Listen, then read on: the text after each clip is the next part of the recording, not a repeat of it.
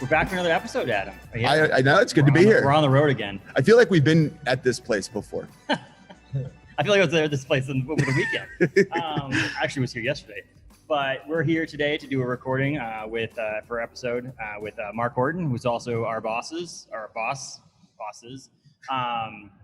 also the royal we is the co-founder, co-owner of Woodman's Brewing Company, but also Orono Brewing Company and Maine Hard Seltzer. But just all good around person, friend of ours now, right? I mean, we consider you a friend, not just a boss. But yeah, so welcome to the podcast. We've been trying to do this for a little while. Yeah. I wanted to wait a little while because originally it was like, I didn't want to like do episode 3 with like you or Abe or Heather or Asa. I'm like, that seems like I'm just like jumping right in with like, I want to get like a few episodes under. Yeah. So over 50 episodes now. So, okay, now we can get Mark on. Doesn't feel like multi-level marketing anymore. We just sell to your friends. Just like pulling in friends. Like, well, that's what I feel like. I feel like sometimes looking for guests, I'm like searching my Facebook, being like, oh, I bet they'd be a good subject. I'm like, no, sometimes you need to go outside the box and find other people to talk to. And that's some of the most awkward conversations though, because like at least we have a rapport and you know, we've hung out before, we've drank beer together before, we actually went camping. Speaking of camping, we went camping for was it Southwest Harbor? Was that like 2017 or 18? 17. No, it might have been 18 because we were trying to open this place. Oh yeah, it was right. Was it the year before we opened? I thought it was like we were opening it in the fall because we didn't open till the fall, and I think Southwest Harbor was like, is it the fall? It's Columbus week. Well, Indigenous People Weekend. Yeah, October. So it would have been probably 17 then. That was a big year. It was because we went to New York City. Oh, you didn't go to Iceland. But we went to Iceland, and then we did that thing. It was like first year of being at Orono Brewing Company. I'm like, this is going to be awesome. Man, I missed all the excitement. That was like right before we moved back here. Ever since then, I've been here. Got all that travel out of the way in the first year. And then we were supposed to go to Canada as a bunch of us done like was it April of 2020? Yeah. And then COVID hit, and I was like, that was my one trip again to go outside the state and do something with OBC, and it got canceled. Now you never get to leave. Small world problems. First world problems, right? Small first world problems. Yeah. No, you're right. Yeah. But I think the border's actually finally opening next month. So maybe we can get a Canada trip in this fall or something. That'd be fun. Yeah. So get the beer there on time this time. Yeah. That was fun. But so we're here actually. So I wanted to talk about OBC a little bit, but we're actually Abe's going to be on a future episode. Kind of tackle that too, because I thought we'd split you guys up and do Woodman's, even though you guys both obviously founded Woodman's, and Heather and then Asa is also an owner. But I just thought Heather and Asa don't really want to be on recording. I kind of forced you to be. I didn't just ask you. I'm like, hey Mark, let's do this. And then Abe likes to talk, so I thought if Abe can handle the OBC episode, I think that one we can just crack a beer and sit around and just let him talk. Yeah. Yeah. And then, but with Woodman's, it's pretty cool because Woodman's opened 2005? Yeah, 2005, May 2005. And you and Abe and Heather were the original, were the original owners, because Ace is now in business too, which is pretty cool. But that was 2005, and you guys met. Where did you guys meet? So Abe and Heather were working at the Brew, bartender and waitress, and I was a cook at a restaurant in Bangor that's no longer there anymore. And I lived in Orono, went to school in Orono, so I would get out of work in Bangor, but then drive back and, leave my car, walk up to the Brew and hang out. And I was I was a regular that, always tipped well. And there was just, one night, just kind of a throwaway conversation with Abe. He was just, hey, how's it going? Whatever. And he had a little bit of a lull behind the bar. And, so what are you planning on doing? Because we had all just graduated, and this was October. I was running for State House of Representatives as agreed, and he's like, what are you going to do? I mean, after the election, if you don't win. And it was like, well, I hope to get like 10% or so. Like, I'm not kidding myself. Yeah. Like, I know as green, it's probably going to be a pretty tough road, but it's like, I really don't know. Maybe go to grad school, maybe open a restaurant, maybe move out west. He goes, Heather and I want to open a restaurant. We should talk. So like, nice. Next month, like November, after we get past the election, and we really like had a first meeting in November. Went to a business counselor in December for the first like initial group meeting with the Small Business Development Center. And you kind of pitch your idea in a group format, and then one of the counselors will set up individual meetings with you if they think that you have a good idea. So we had our first initial meeting with the business counselor in January, when we had our first one-on-one meeting, and we were open by the end of May. It was just one of those things that once the ball got rolling, we all quit our jobs end of January, and it became a full-time job getting the restaurant open. Oh yeah, for sure. And there's no risk at all, and there's none at all in the world opening restaurants, right? Yeah, there's no risk at all. Michael Griffin was our lawyer here in Orono, still is, and we had that initial meeting with him to set up our LLC and get things in order, and we told him our plan, what we're going to do, and then he just stops and he looks us dead in the eye and he says, the risks involved. That you all could be broke in 6 months. That you might be in debt the rest of your life. We said, yeah, we understand. He said, okay, we can go forward just as long as you know that. So that's funny because I like how you guys quit your jobs, because that's a lot of things I see on like Shark Tank, where like someone like pitches an idea. They're like, oh, look at this cool thing that's awesome. They're like, well, what are you doing? He goes, well, I'm spending about 10% of my life doing this, and about 90% of my life doing my job, just in case this doesn't work out. And they're like, well, then we don't want to invest in exactly. You, because if you're only putting 10% in and you have something to fall back on, then you're not going to succeed in this. And so it's one of those things. I mean, Adam did that with the line cleaning business. He basically said, I'm done. And now he's focusing on the line cleaning business. And the only way to really succeed, again, is to fall back on it. And start forcing yourself to spend your time doing it. I know, because you have those, you probably did it when you started. You have those days where you're just like, we're not making anything. Why are we spending all of our time doing this? I am working all the time and there's no income. But you have to do that. You got to be all in if you want to succeed. It's a full-time commitment. And then 16 years later, no problems at all, and you're still open. Right? No speed bumps, no nothing. It's perfect now, right? We really from day one until COVID, really, there weren't many speed bumps. We obviously ups and downs, good years and bad years, but the way we started out with the three of us working all the time, I think we had the three of us and maybe 5 other employees, the first summer, we were there all the time. And, really for the first 5 years, all 3 of us were there all the time, and then the side projects started happening and the other businesses started happening. But I think that really allowed us to, be able to show a profit the first year and grow, and continue to grow. And never really looked back, but last year was a different year in the restaurant business, that's for sure. No doubt. But I think think about it. If you guys would have opened up Woodman's in 2005 and then 2006 as a pandemic, how different it would have been if it was, 15 years later you had a pandemic, because you had 15 years of we know what to do during a slow summer, a slow winter. We know a little bit. Obviously, no one knew what the hell to do, period. I mean, I remember those meetings in the office just being like, do we close? Do we stay open? How do we get this? You and Heather talking back and forth about how do we get this funding? How does this work? This paperwork doesn't make any sense. And so, but 1 year after opening the business would have sucked. Yeah, definitely. And the same, with Orono Brewing, if we were still in the original spot with no canning line, that would have been a much different year. Without a doubt. Yeah. Imagine trying to sell growlers and do it in a safe way, and that's your only way to get beer out there because nobody's doing draft. In a smaller space. And now, like I said, in here, when we were able to get 50% capacity, it was still 70 people. 50% capacity in that place would have been 15 people. And if that's probably even with 6 feet social distancing, there's no way we could have that. That's why Bangor didn't open until June. It's because there was no way to really social distance there and be safe and do everything we wanted to do and be profitable on it. And so much of it too depends on, with so many restaurants, kind of what their community that they had built. I think for Woodman's, you have such a strong community. I mean, people love Woodman's. There's all kinds of traditional, I think you and I have talked before we ever knew each other, my wife and all of our friends were obsessed with trivia night. So I think when you guys came around to COVID, you have this group that they're going to listen to you for how you want to run your business, and they still want to come engage and support your business. I think about all the businesses that didn't have that, and Yeah. Yeah. Well, I mean, places that were like solely rely on the patio and the view and the location. Yeah. It's like your food is acceptable and your drinks are acceptable. And this is just, I'm not talking about Bangor, I'm talking about nationwide. Yeah. But your location is what drove your business. And then you can't sit down at the restaurant anymore. How does you survive?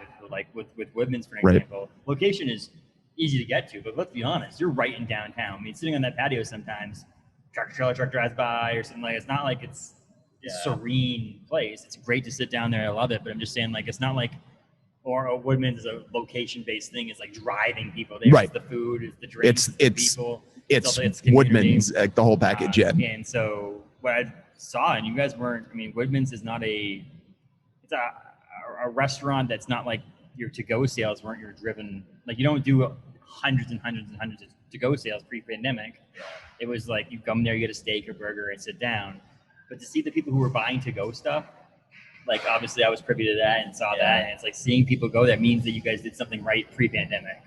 Yeah, and it's been really nice to see how many people, like, that just became part of their routine over the winter and, last year, and that are still doing it, that's still like, sometimes it's just easier on a Friday night after a long week to just order online, grab food on the way home, and, be able to be in your slippers or whatever instead of going out to a restaurant. Are you still getting a good amount of to-go versus pre-pandemic? Yeah, I've been really, really surprised with how many people still are. Like, that's cool. Definitely, we're up a lot on to-go food from, summer 2019.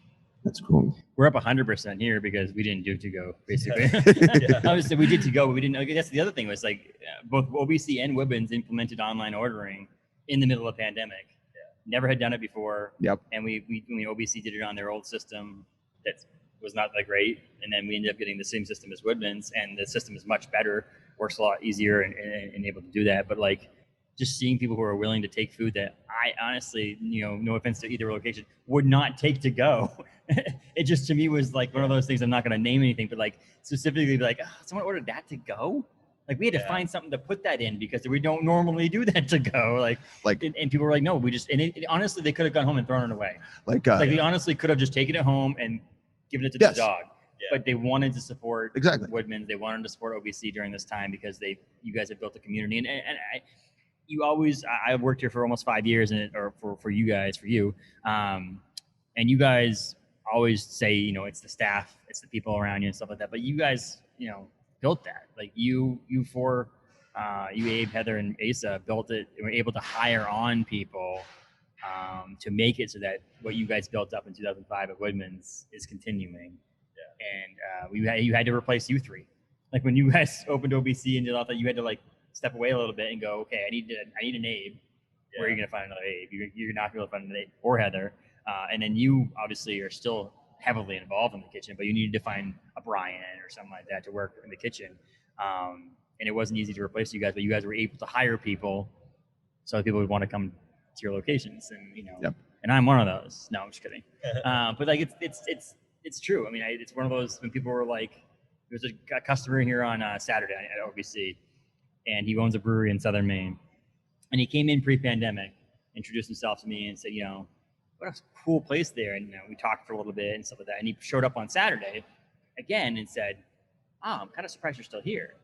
And not in a mean way, but not in a, like, but with the way that the industry works, the restaurant industry works and the beer industry works. He says 2 years ago, he just expected that I would be in Portland or working for another place or another location because I'm just pursuing the next thing. And I was like, I'll be here. One for a lot they tell me not to come in anymore. A lot of people, in the service industry, there's not a lot of staying power, which is usually how you can kind of gauge some of the better places. I mean, we've talked about many times places we've worked in the past, and the best ones always had, bartenders that were like, I'm in my 14th year here. Like, because there's a reason they're not leaving. And so that's always. You have that at Woodman's. Oh, absolutely. Extreme part-time. Yeah. Like Heather is like extreme part-time, but she's been there for how long? 13 years. Yeah. And it's like, she just can't get away. Yeah. It's like, it's like one of those things that you just don't want to leave. It's like, I probably don't need this, but I just don't want to leave. And it's because, again, you were happy every day you come into work, it's going to be good.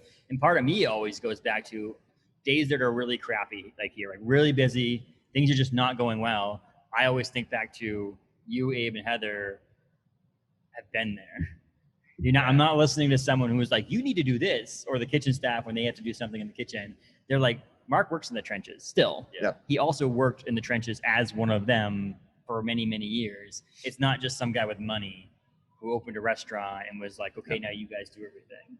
It's like you actually have gone through the shit and actually been through the trenches on crappy days, and the computer's not working and it's not printing, and the one fryer goes down and all that stuff. Like, well, you know that. Like little anecdote about that, and I don't know, maybe I shouldn't mention people's names, but one of the staff at Woodman's, when we first moved here in 2010, so 11 years ago, the first time we went there, they waited on us. And then post-pandemic, the first time we went out, we went to Woodman's, and the same person waited on us then and was like, this is awesome. This is probably one of my last shifts here. So this is really cool. Like, you were one of my first tables and you're one of my last tables. And like, that stuff doesn't happen a lot in the restaurant scene at all. Yeah, definitely. And it's, when you get quality people, you obviously want them to stay around, and it's always hard dealing with turnover. That's, one of the toughest things in business.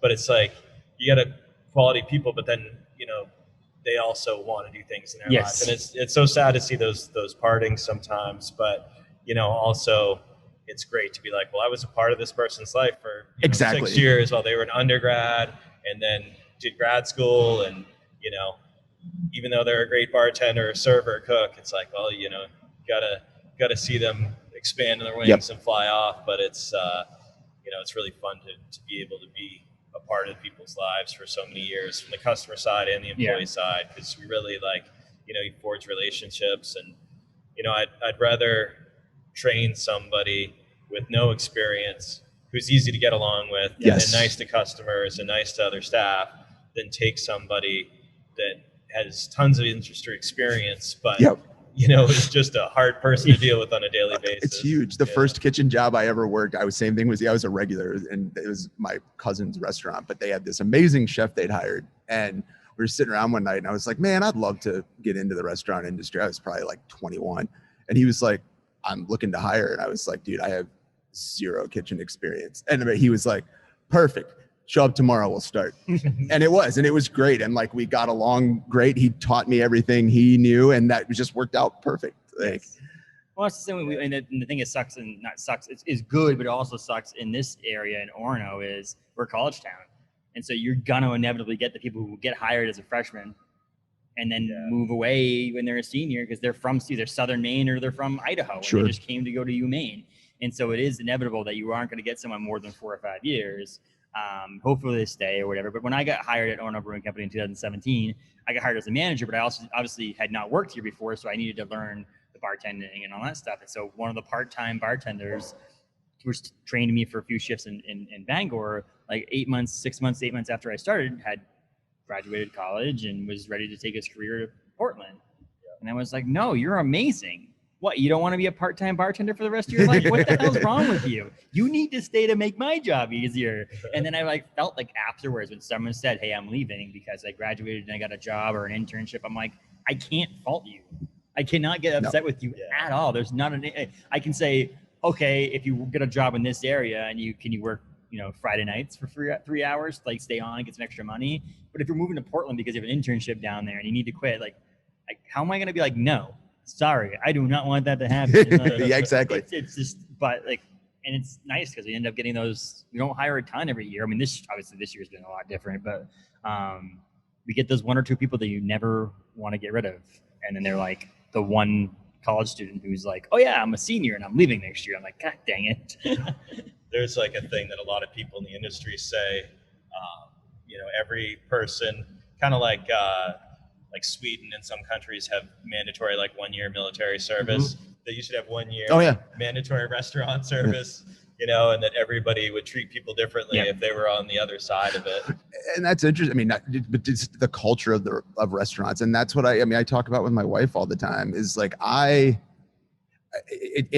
whatever that filtering agent that brings people into the service industry, it's a different group of people, and they're so awesome to be around. And the thing is, it doesn't mean it's not a lot of people that aren't in periods of their life that are real uncertain and real unsteady. And but even it's just I don't know, it attracts a crowd that like I've always felt I want to be a part of. And like that was me, like even like when I started moving to line cleaning, and then I quit drinking for health reasons, and then I was still like, I gotta have a bartending shift though. Like I always must have a bartending shift. Like, it seems like something always interesting happens in always a given day, you know. Like I don't, you know, if you're in an office and you're, you know, interacting with the other people in your office on a daily basis, like I'm sure there's, you know, interesting people and things happen, but bartending or things like that where, you know, 100 people come through in a day, and it's like there's going to be a story at the end of every day. Like how many of us on like the end of a Wednesday night have like locked the door and been like, what was that? Like, or someone leaves the bar and everybody in the bar just like looks around and goes, whoa. Yeah, that was an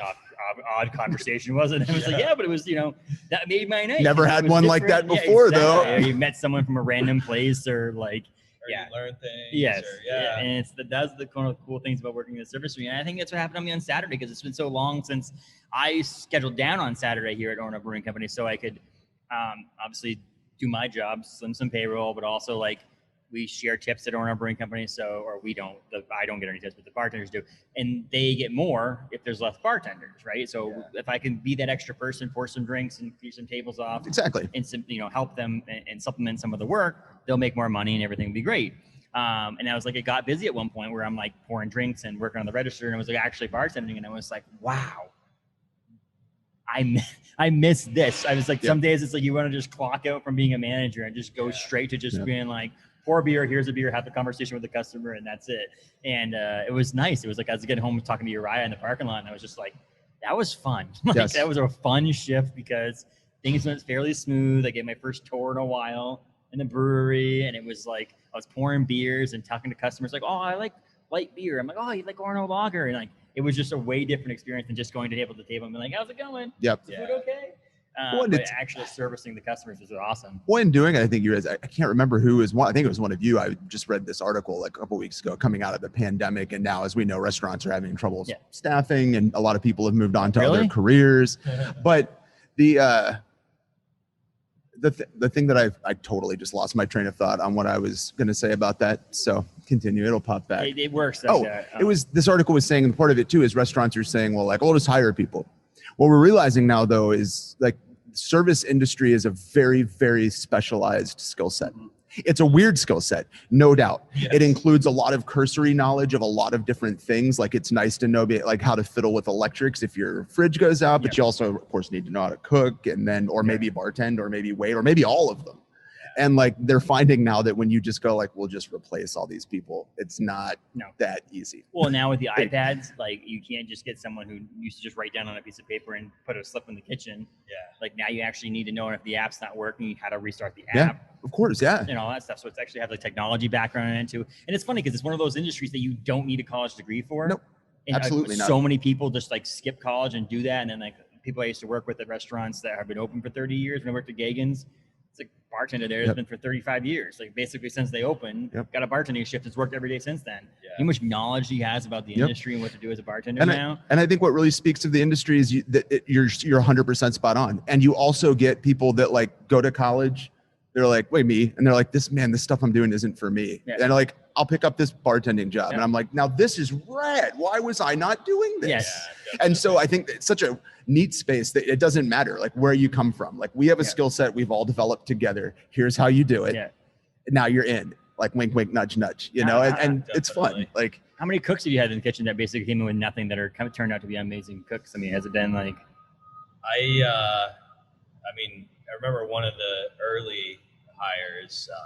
You know, the first couple of years, Larry was my sous chef, and you know, he had been working at Margaritas, and you know, so he had his skill set to work fast, to really like keep, you know, a lot of tickets in his head, and you know, I leaned on him a lot. And towards, he had a degree and was, you know, working in the kitchen at Woodman's while he was figuring it out, you know, where he was going to go next. And I hired Alex Bagley as a dishwasher, and he, you know, had just moved back from Alabama with his girlfriend, now wife, and you know, he was just looking for work. I knew friends of his that knew me. They're like, oh, Alex is looking for a job. And it's like, you got any experience? Nope. It's like, no. And I was like, you know how to wash dishes? And he goes, yeah, I mean, I wash dishes at home. And I said, It's actually easier. I I'm said, sorry. yeah. Cool. Can you be on your feet for 10 hours? You know, can you scrub things? Yeah. So, you know, within a couple months, he was on the line. When Larry left, he stepped in and became my sous chef from, you know, zero experience to, I remember him peeling a carrot and doing it like backwards and slow when I was first training him on prep. And I'm just like, what are you doing? And he was like, oh, well, you know, at camp, our carrot peeler, like, it's dull on this side, so it only works on this side. So, like, I learned how to do it like That's this. fantastic. And I was like, that's great. You're going too slow. Do it like this. Yeah. You know? and, we have 2 vegetable cutters here, peelers here. Yeah. I wash dishes at home. Yeah, we have an industrial dishwasher. It's a lot easier to do it here. But it was a lot easier then, too. Yes. You know, when I was in the kitchen every day to just coach somebody to be like, no, that's too slow. You got to do it quicker. Yeah. You know, I mean, it was... Right, and nobody's saying to you, I know how to peel a carrot. Yes. Like, exactly. Well, he did, backwards. He did. He knows how to peel it. The flip side is like we've is the Culinary Institute person that's like, well, actually. Yeah, and like, actually, you do it exactly like this. Yes. Well, that's, I mean, we have some people in the kitchen here at Orono Brewing Company that came in with basically no experience and just wanted something different and knew someone in the kitchen, and they hired them, and now they're the sous chef. And there's other people like bartenders. I remember Noah, who worked. We hired him when we first opened because we were so busy and we needed staff to like guard like a balancer, but not really. We really didn't need security, but like ID checkers. Yeah, ID checker, someone just to make sure the line was moving and people were doing stuff. He's bussing, and he ended up being like, "Can I work on the register?" And then he was one of those people who I was sad when he's like, "Hey man, I'm leaving for the summer. I'm going to go to school in China." Yeah. And also the one that you're like, of course you're leaving. Yes, and that's what I'm saying. Like, he went from someone who was hired as security because you're a muscle to person who was kicking butt behind the bar, pouring drinks and pouring. Oh, he was and great. Talking to customers. Someone who I'm like, every time he comes in here now, because he went to school abroad and came back, I'm always like, "Hey man, you want a job?" Yeah. Every single time he comes in, and it's one of those things that was like, he went from basically being hired because he was muscular to being like, "Dude, you're great at customer service. You're great." And then we've hired the people who have 15 years customer service and they don't work here anymore. Yeah. Because it's like, you obviously, you know, we're good at mixing drinks because you can make a drink, right? But you have no people skills at all. Like, you cannot talk to customers at all. That customer's offended because of what you just said. I don't know what you just said, but they're offended. You can't work here anymore, and that's the difference. And that's like I've always said to someone who comes in, "Do you know how to do this?" Or you move to the kitchen. Woodman's No, is a different animal because obviously Woodman's you have mixed drinks and cocktails and stuff like that. But here it's more like you just pull a handle. Yes. And as long as you know how to pour that beer and you can talk to customers and interface with customers and work the register and be at a fast pace, then you're going to exceed. Someone who has a bunch of bartending experience who literally just mixes drinks and someone else talks to the customers is not going to succeed here. So, but that's one of those things I've always had to twist my head around with you and I when we're talking about hiring is like, you have you have to hire a bartender, like someone who has the skills to actually, you know, off the top of their head, know how do you make a margarita, or when someone says it's a obscure drink that maybe they know immediately. And that's a really tough thing in bartending is you get people that come in and they're like, "Oh, I want a blue chair," and you're like, "A what?" You know, hold on, I think we have one in the back room. Oh, that's not even And it's, you know, it turns out it's this drink that their hometown bar made up. And it only exists there. And it only exists there, and they think it's like known everywhere because it's on the menu there. So definitely it's a lot of like, you know, figuring out, well, you know, what is in it, like what the flavor profile is. Let me try to recreate this. So not only do you have to know the hundreds of drinks that are in a drink book, but also the stuff, you know, that if somebody describes it to you, you're like, okay, I can it's nuts. And that was a bar I worked at in the past. It was always like, when we were busy, the rule was like, if I have to search for the recipe anywhere, you can't have one right now. Like, if slow time, I will make you absolutely anything you want if I have the stuff. But we'd get so busy and they'd be like, you said, I'll have a blue Malibu Dream. And you're like, do you know what's in that? No. Probably Malibu. Yeah, but that's about it. Something blue. Blue Curacao, probably. Well, and then Justin hits on the other part of that bartenders will tell you is like other ones people will be like, I'll take a cool, and then you just make it up and give it to them, and they're like, that's the best drink I've ever had. It's blue and it's got Malibu in it, man. What could go wrong? Like, but yeah, so I mean, women's 2005, you guys added the patio. Do you remember what year you added the patio out there? It was. I know that it was after the original Orono Brewing had started because 7 a.m, Asa was brewing and he sent a picture and there was a big, you know, industrial like Caterpillar truck digging those shrubs out in the front of Woodman's. we used to have these shrubs that were like 6 feet wide, and then a tar walkway, and then just a small sloping lawn. And when we talked about the patio, we're like, well, it's not going to be too big, but we'll get a few tables out there and whatnot. And a lot of people said that, oh, it's not going to be much, but building the retaining wall, leveling it up, and then just getting rid of those shrubs. Those shrubs are like, I remember the shrubs. Yeah, they're like 8 tables worth of space right now. And yeah, Asa sent that picture first thing in the morning of the work starting. And, we knew it was going to happen soon, but it was just kind of like, when we fit you in the schedule, we'll get started on the patio. And he sent that picture that morning. I was like, can't wait to get into town and see this. Like, this is going to be really exciting, and that's another one of those things of the timing. It's just the fact that we had that built, years before COVID happened, that it wasn't, that we had to make this huge investment in order to stay in business, that it, that had happened years before and paid for itself, over a number of years. And then it was there. And, I don't know if you guys remember when we first had the patio, we had a couple cornhole boards out there. We had like plastic Adirondack chairs. It was just like a hangout space while you're waiting to go in. Sure. Yeah. And then, then we, as time went on, more people wanted to be out there for more. We added tables, but it was like a small section. We had a separate patio menu of just, a few appetizers, but, really the idea was to get people in for that Woodman's dinner experience. But last year, we reopened in the middle of June, and it was almost exclusively patio dining, and now we're still stuck in that in between. The restaurant with that patio is twice as many tables as it had always been. The bar didn't grow, the kitchen didn't grow, right? So we just kind of have to pick one from night to night. Are we dining inside tonight, or are we dining outside tonight? And that, along with to-go being much more than it was summer 2019, the desire to eat outside for people is still a lot more. Even people that are fully vaccinated and feel comfortable going out in public, it's just we got used to doing everything outside the last year. It's nice to be out there. I have had a few people that I've talked to say, I was waiting for you guys to open inside because the traffic and the things like that. I don't want to sit right by the road, but a lot of people, really are still enjoying it.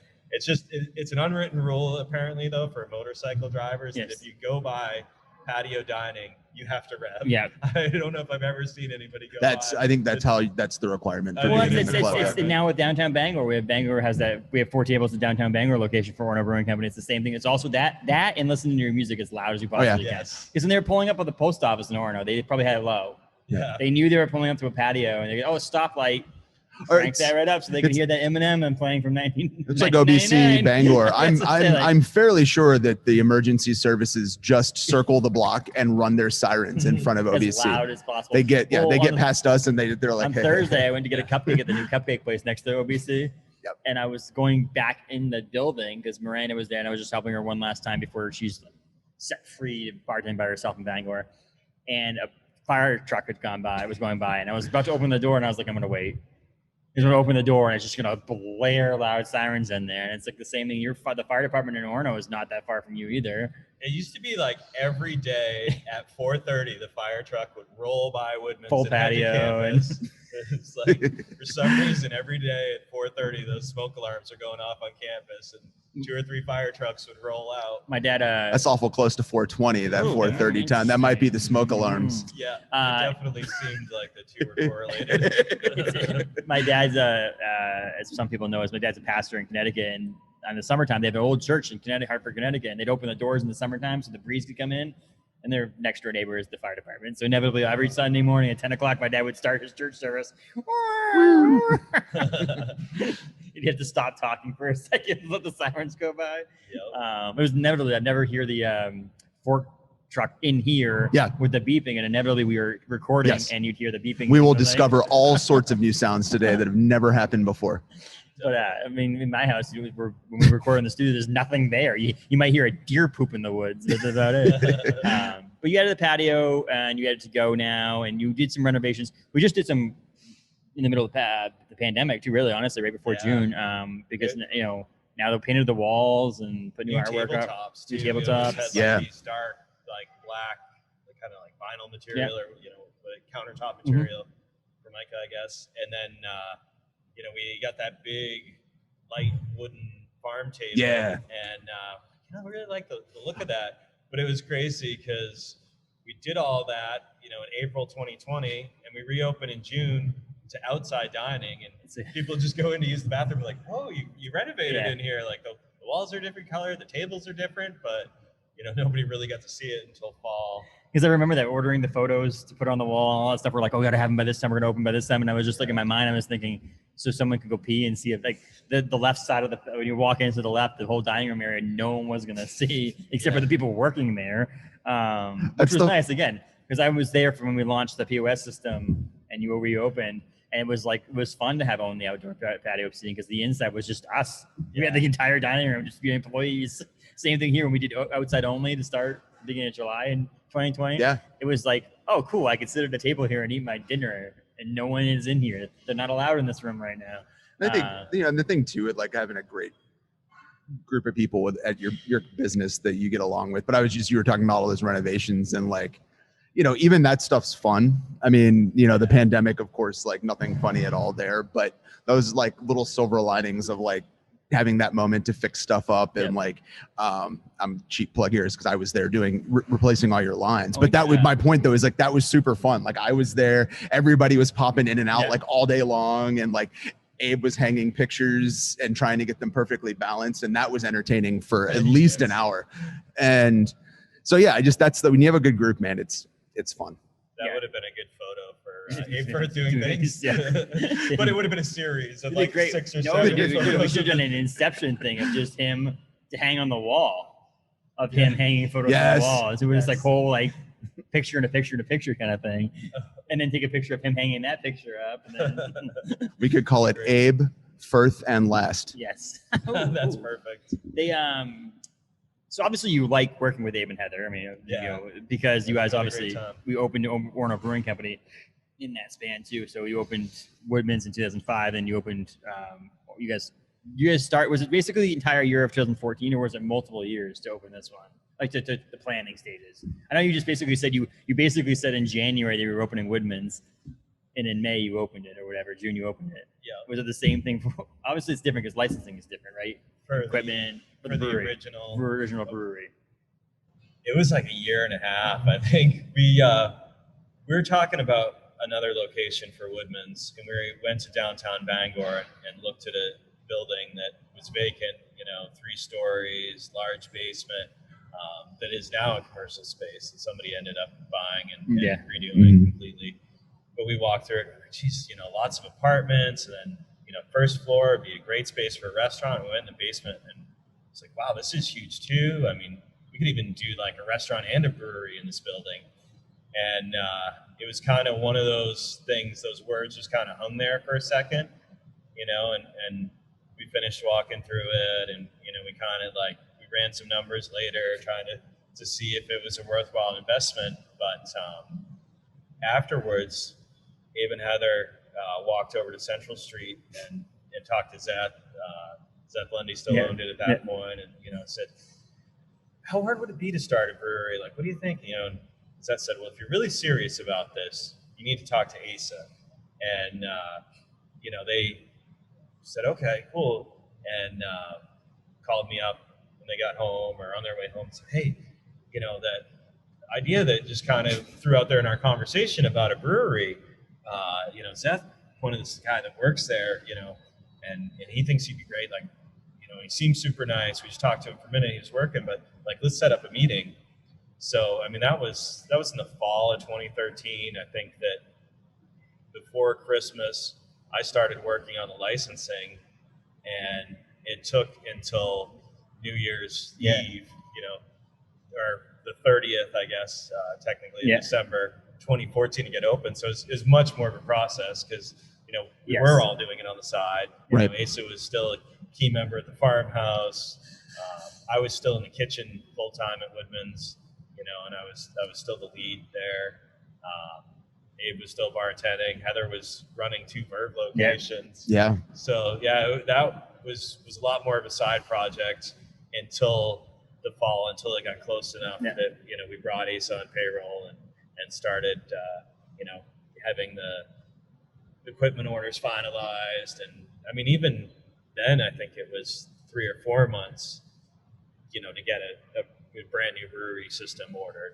Yeah. Now it's much longer. Oh my gosh. Supply chain issues. And Insane. whatnot, Just ordering replacements or additional tanks for here is insane. And Yeah. just like doing a whole brewery system is a little different, obviously. But back up, sorry, I meant to ask this question a second ago. What came up with Woodman's as the name? Like, I know it's Abe's middle name, but it's like, was there other names that were tossed around? Well, Elwood, my middle name. Yeah. You know, that was one that I threw out there, and Abe threw out Woodman's, and it more or less kind of came down to a coin flip. Okay. The thing about Woodman, though, was the grandfather he was named after. You know, that middle name. Yeah. Woodman. It was Winifred Woodman, and he was a street kid selling newspapers or something, and his family took him in like he was an orphan kid. And so we're like, well, you know, kind of naming the restaurant after a good deed, after, you know, this family that took in absolutely. this, you know, poor orphan kid in the early 1900s. And so we had a thing on our menu in the early days of like, nominate somebody that's done a good deed for the Winifred Woodman Award. We did that for a while, but you know, people didn't always read that part of the menu. Sure. And, you know, eventually like we took it off. Yeah. But yeah, that was kind of like, it had a good story behind it. I didn't have any great story behind Elwood. So and then OBC eventually named a beer after that, which again hasn't been made in a while, but like, at least got your name out, your middle name out there. Yeah, definitely. And then maybe Elwood Brown out of the small spots. There you go. Yeah, exactly. Still have people ask. Well, I will tell you, at OBC Bangor, people ask me for the Elwood Brown all the time and the Woodman's Red. No, they love it. They're out there. They're always like, we made Red more recently when we made Brown. Have for sure. When we first started in-person dining in May at Woodman's this year, the Red was on, and that was one of our top 2-3 sellers. Like Tubular Red and Orono Lager were like, you know, big sellers right off the bat. People really love the Red. Again, it has that Woodman name to it and all that stuff too. It's pretty cool with that. Because OBC originally was going to be called Woodman's Brewing Company too. Yeah. And then now, but one of the best decisions you guys ever made was calling it Orono Brewing Company. Because I remember me being at Orono Brewing Company in February of 17. In May of 17, went to New York City, and we were at a bar in the middle of like Fool's Gold, and someone would just walk by and we're like, "Oh my God, I went to school in Orono," and they knew it was. But if it was Woodman's Brewing Company, they may have just walked by and never even realized that. And honestly, it's a possibility that if to this day we wouldn't be sitting here in this building, it was called Woodman. It may have not have taken. Like honestly, the name Orono did a lot for the brand as a whole. I mean, there are three breweries in Orono, including ourselves. So it is different because we do get phone calls to the other two breweries a lot because they think we're the only brewery in Orono. But the idea that calling it Orono Brewing Company was much like, I love the name Woodman's. I think Woodman's is a great name. Elwood would have been great too, but Elwood's, would you have called it? Like, but Woodman's is like, Grill. I don't know. Elwood's Grill has a nice ring to it. Yeah. Is that you're going to open another restaurant? Yeah. Coming soon. Just so kidding. Are you opening another one in downtown Bangor? That's what I heard. I heard rumors that there's another Woodman's coming. No, I'm just kidding. Well, there actually, the reason that it changed from Woodman's Brewing to Orono Brewing, we discovered, you know, we'd already, you know, like made our legal name that, and we discovered a brewery in Wisconsin that was called Woodman. I don't think it was Woodman's. I think it was Woodman. Woodman, but it was like, oh, well, that's kind of close. And I think that there's actually one in New Hampshire now. Yes, there is, I think. Yeah, so we did that. We did a like Untapped thing. Yeah, we like, a little while ago. They had like a Woodman. Yeah, Woodman's Brewery, Woodman's Wild Ale in Cornwall, England. Ooh, man! Bristol, New Hampshire is Woodman's Brewery, and then Woodman Brewery in Woodman, Wisconsin. Yeah, and Woodman Cider now in Nottinghamshire. But having that name, we talk about it with beer, even with the name of beers and things like that. Like if it's one that's super close, a lot of times we avoid that because it's like, why? You had the opportunity. It's not like you had opened for 3 or 4 years and we were Woodman's Brewing Company. we're getting ready to open this location. You're like, okay, and we should probably change our name. Yeah. At least you were able to. And the do that Orono for Brewing you. name works really well Yes. from just the OBC perspective. I think that OBC has become so iconic, and it's little. I mean, I don't know, OBC versus WBC. Like OBC just kind of like rolls off the tongue, and you want to put it on t-shirts. And I mean, like I mentioned to a customer the other day, it was like we have OBC has their Bangor location, which is very small, reminds a lot of people of the original location in downtown Orono. We have pizza slices, but it's mainly just beer. People can go in there and taste beers and sit and it's more like groups of 2 and 3 or a single person going in there. And then you have here, which is a concrete crushing facility that's been turned into a brewery restaurant, spray paint on the wall. There's like, it's just, grungy in a sense. Like it's just rustic, not rustic in the sense that OBC is rustic with the wood, but it's just like, industrial though. Yeah. Industrial. And that kind of open and frame. You have your beer, but you have a food to go with it. And it's more like food truck style food and stuff like that. But then you have Woodman's. And I feel like, which is more higher scale and, cooked to temperature burgers and cocktail menu and wines and all that stuff, as well as their craft beer. So there's 3 different options for people. And I feel like if Woodman's Brewing Company, with the connections to Woodman's in the original part, I don't know if the style, we would have been able to have the freedom to do the style we have at OBC. Because I feel like you would have been handicapped. Or people would have expected the same menu from Woodman's. Exactly. Woodman's Brewing Company would have had to be a replication. This would have had to been a replication of Woodman's in downtown Orono. And so it's nice to have that freedom to be able to have a difference between, same thing with OBC and launching Wild Maine. It's like Wild Maine is a separation between Orono Brewing Company and Wild Maine. Wild Maine can be its own thing and its own vibe and its own color scheme and its own everything. It doesn't have to be connected to Orono Brewing Company or Woodman's.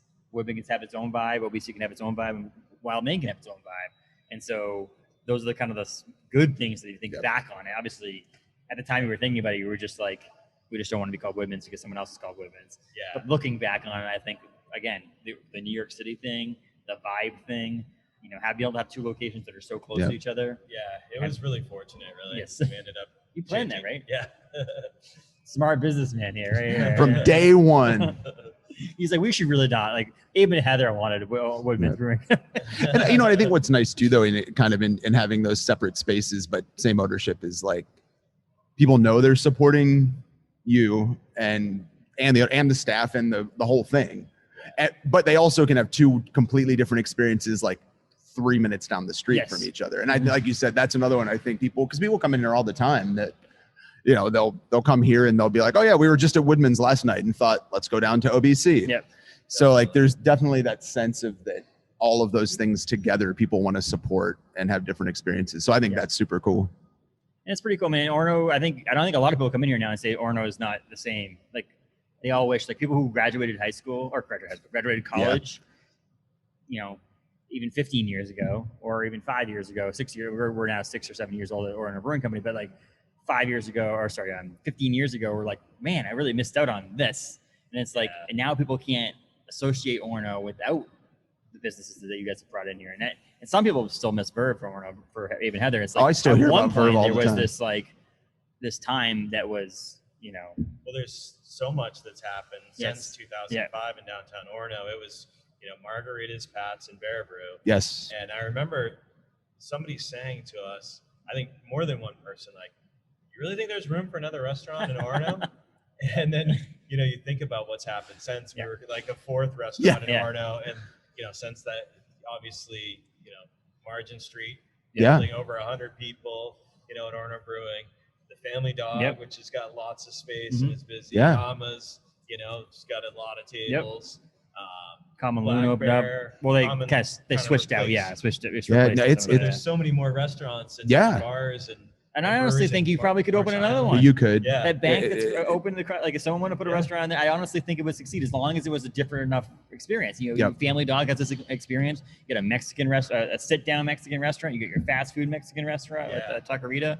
Yeah. You got Movements. As long as it was something different. Yep. Harvest Moon. Yes. Yeah, Harvest Moon. Yeah. So I was just going to say, I can remember 11 years ago when we came here just to check out the area. We were going to move here for my wife doing her PhD, and I remember like we went to Orono first because we were like, well, we'll probably like live near Orono because you'll be in school, and and it was the first place we went was Bear Brew, and the second place we went was Woodman's, and like we did those, and we were like, So there's a Harvest Moon and that was it. That was kind of like the Downtown Orono. And like from that day on, it was like pretty much Woodman's and occasionally Pat's. But now it's nuts. Like you can go down there and there's all kinds of stuff to do, which is really fun. Well, just to me, and I was playing in a previous podcast with Jack Watkins about how I never had to go north of Hogan Road. My family lived in Orrington and Bangor, and I went to Bangor High School, and my parents worked in Bangor. It was like, what was the point of coming to Orono? Like it was like there was no. But now I feel like even with Taylor and I, and even if I stopped working for Orono Brewing Company, I feel like there's just so much going on down here now. Yes.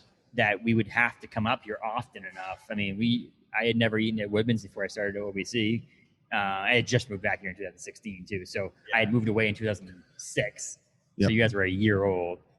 And I moved back, so I had missed the entire growth of Woodman's anyway. But I feel like now it's like we've since you guys Woodman's opened back up, and since we feel comfortable going back out, we've come to Woodman's 3 or 4 times, sit on the patio, and it's just we've gone up to Taquerita, we've come up to here. It's like you have to almost make that trip up here, forcing you guys growing Woodman's and growing OBC, and then obviously your help with the launch of Harvest Moon, and then Taquerita with Keith, and then at one point Verb, it's forcing people to come up here, which is really cool. And it's like you guys could have easily opened up Woodman's in Bangor, thinking, okay, there's more people, there's more of this, there's more of that. Yeah, and that's that community piece again, though, which is like sometimes it takes somebody taking a bet on the community, and when they do, the community is like, I'm in, like totally in, and then it builds from there. But and you're the only thing on that side of the street, which is awesome too, because like it's like you're what was Woodman's? Shining. It was originally it was built as a garage. Okay. And then for a while it was the temporary fire station. The town of Orono, town offices and fire stations burned down twice in Orono's history. So during one of those periods when they were without a fire station, irony. Yeah, they rented out that building, and then the current building owner bought it and made it a Napa store. And then he ended up moving that to Old Town. Yeah. He found he just got a lot more business. Yeah. Business there. There was closer to people that change their own oil and do things like that than in Orono. And so he after he moved his business, he divided it up into 2 office spaces. And when we went into the building, like you go to the front door, there's just this little tiny lobby, maybe 4 by 6. With a door for the left space, a door for the right space, and a door for the bathroom right in front of you. And like that was it. And the drop ceiling was way down low. And when we signed the lease, he tore everything out that was there, and we started from really the ground up. Bare concrete floor, open rafters. We had to do sheetrock, and heat, and AC, and like all the plumbing. Yeah. That one bathroom is in the middle of the floor. It would have been between the front door and the bar. Now it's very awkward. Pardon me. Yeah, exactly. I gotta sorry. That stink the whole place up. But now it's where it is now, and with the low that's set up, I think perfectly in the way it is when you walk into Woodman's now. But they obviously gave you the opportunity when you guys came here. This is a lot bigger building, but like when you had to do all of that at that building, when you guys came here, it was daunting because of the size of the building. But you're like, we've already done this before. We've done all the plumbing and all the electrical and all that stuff before at another building that was 15 years, or no, was at the time was when we opened this 2018, 13 years ago. It would have been, but it's kind of funny how you guys, both places that you guys have majorly renovated, had to have all that done. That's fun though. I mean, it really makes you feel like you created something when you strip it down and then rebuild it instead of just taking over a existing space. You wish you owned the building though? Yeah, it would be nice, but. But yeah, so it's nice to have that. I mean, again, it's one of those things. And some of the stuff is funny. As I sat down and said, "Hey, Adam, we should talk to Mark on the podcast," I was like, "We're going to be able to talk, and it's going to feel repetitive to some of me. Like I'm going to same stories over and over again." But honestly, 90% of the stuff that you've been talking about on this episode, I did not know. I didn't either. Yeah, and so which is really cool, and I think it's fun to know some of the history of some of these places. Absolutely stuff like that. So, but we can obviously talk for hours, but we've got other things to do, and I think we can move some of the OBC things over to Abe's episode when we talk to Abe. Absolutely, because Mark has his finger on the pulse, and he's here all the time too. But I have my one quick last question for you, Mark, which is, what is your favorite thing to cook? Doesn't it, like a restaurant, real personal life, whatever? Like, What's your favorite? Because we haven't actually talked about you cooking, and you're an excellent chef, so probably should throw that in there. When we first opened, I think the three biggest hits, were the fish and chip, the filet mignon, and the Alfredo. And Mary and I, my wife, we would split the Alfredo every night when I got out of work. Like, not every night, but pretty darn close. She'd be like, all right, I'm going to come up at 10. Like, you want to make an Alfredo? And it would be like the last thing I did in the kitchen, make the Alfredo, set it in the window, finish cleaning, and head out. And we, cut it in half and split it. And that was just always a favorite. I don't eat it much anymore. It's a little harder to do in your 40s than it is in your 20s, especially, That's cool. running around in the kitchen all night and sweating. It was easy to have a 2,000 calorie meal at 10 o'clock at night. And, in my 40s, I don't think I could get away with doing that very much. Yeah. But Mark, you're like I said, we talk about growing a business, and it's been 16 years now this summer, right? I mean, just recently, right? 16 years. Yeah. And so, but you're still there. Like that's another thing that people give credit, and I give credit to ownership here. Is like, you're not as like, you were way more like on the line cooking when you opened. Dave was behind the bar, and Heather was, serving behind the bar as well. Now you guys are so all active though. Like, you're in the kitchen, you're out front of house, you're running. When I go to eat there for dinner, you're there. Yep. Yeah. And so you're still heavily involved in the actual day-to-day open business operations. Yeah, I feel like if you don't just do that even occasionally, you lose touch so quickly. Yeah. I mean, I've seen it in other, places, not OBC at all, at places I've worked, where like you see that moment where like the ownership has pulled back and they're no longer involved in anything, and it falls apart like immediately, because you have to know what's going on with your staff. I mean, either put your trust in somebody to run it for you, and have a manager, or you have to have that hands-on, everyday sort of mentality about it. It's not a business that you just start and you walk away and it runs itself. Exactly. Yeah. It's not a storage business or something like that. But you also have the benefit where you are right now, and in the place you are, that you could take a vacation next week, or not next week, but you could plan a vacation and know that there's enough people there to get it by for the week, that you're not like the actual leg to make the table stand. Like, you can actually walk away and be like, okay, next week I'm not going to be here. And you have some bartenders and some servers and things that can run the front of house. Then you have your kitchen staff that can run the back house, and walk away for a week or two and not have to worry about it too, which is nice. Or you don't feel good. And it's been great to be able to build that leadership team. Yeah. That the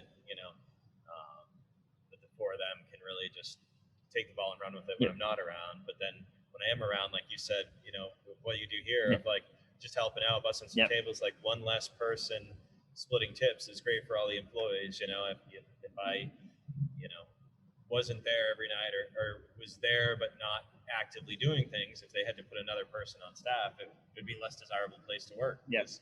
There'd be more hands in the pool, sort of. Yep. I mean, I guess the biggest thing I was trying to get at is that you can go and you can sit and have food, and Mark might bring you a drink to your table. Exactly. Yeah. I made Mark open an Everlasting Farm last time I was there. That's what you got to do. I said, I have to open them here. I was like, I'm going to make Mark do the work. Yeah. It's not fun. Asa you need one of those bottle openers. I don't know if you got one of the ones like us. You have to have one. Yeah, Asa made me open an Everlasting Farm at OBC Bangor the other night, and it I the just new stood wax there is better though. Trying to make the casual. yellow wax and the yellow bottles, those are better wax. They're getting good at it. I mean, obviously, but and you'll be here. I mean, you're here.